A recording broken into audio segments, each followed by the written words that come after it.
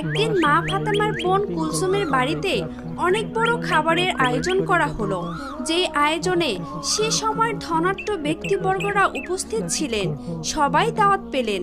সবাই আস্তে আস্তে খাবারের জন্য সেই মেজবানে উপস্থিত হতে লাগলেন।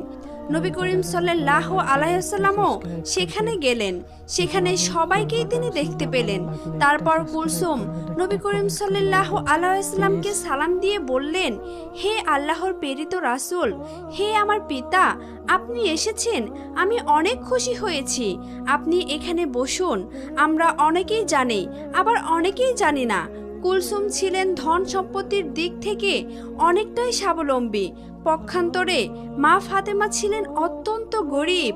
কিন্তু অত্যন্ত গরিব হলেও তিনি দিন প্রচার এবং ঈমান আমলের দিক থেকে ছিলেন অটল। কেনই বা থাকবেন না? মা ফাতেমা হলেন জান্নাতের সর্দারনী। তিনি জান্নাতুল ফেরদৌসে সকল জান্নাতি নারীদের সর্দারনী হবে। কুলসুমের বাড়িতে বিভিন্ন রকমের খাবারের আয়োজন হতে লাগলো। মহানবী সাল্লাল্লাহু আলাইহি ওয়াসাল্লাম বললেন, মা কুলসুম, তুমি তো সবাইকে এখানে আমন্ত্রণ জানিয়েছো। সবাইকেই আমি দেখতে পাচ্ছি। শহরের বিভিন্ন লোক এখানে এসেছে তোমার মেজবানে অংশগ্রহণ করার জন্য। সবাই নিশ্চয়ই ভালো মন্দ খাবার খেয়ে এখান থেকে যাবে।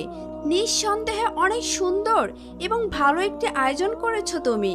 মা কুলসুম, তুমি কাকে কাকে এখানে আমন্ত্রণ জানিয়েছো?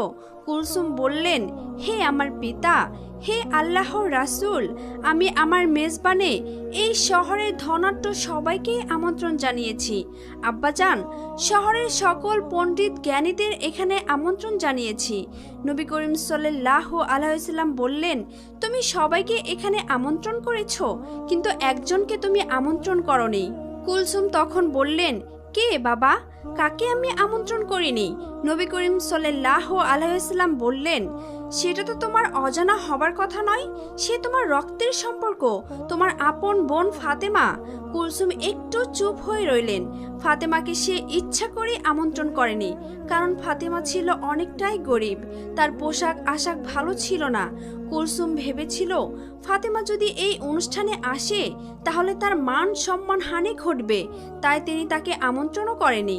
এদিকে কুলসুম যখন অনেক বড় মেজবানের আয়োজন করলো, ভালো ভালো কুরমা পোলাওয়ের আয়োজন করলো, মা ফাতেমারই আপন বোন কুলসুম শহরের সবাইকে আমন্ত্রণ করে খাওয়াচ্ছেন, তখন পক্ষান্তরে একবেলা খেতেও পারছিল না মা ফাতেমা এবং তার দুজন সন্তান হাসান এবং হুসেন ক্ষুধার জ্বালায় কাতরাচ্ছিল। তারা বলছিল, মা, আমাদের খুবই ক্ষুধা লেগেছে।